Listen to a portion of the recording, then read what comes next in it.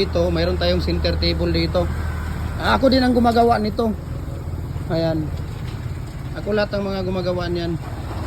Yung mga tirada ko. Sa E&G Woodcraft pala yan. Ayan, E&G and Woodcraft. Ano, grabe. Tingnan mo, ito yung anong tawag dito? Yung lagayan ng samin, ano sinasabi nyo kapon?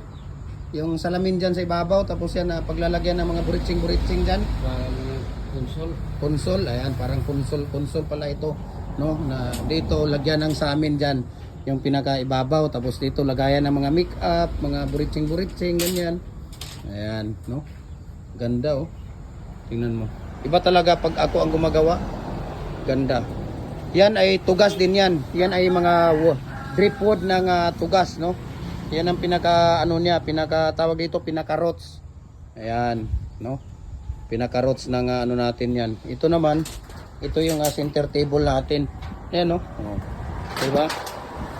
Napakaganda. Ako talaga gumagawa lahat niyan. Galing sa bundok yan. Yun sa lupa namin, doon ko kinuha ito. Yung mga sariling ko tugas. Koleksyon, sariling tugas ko yan eh. Ayan.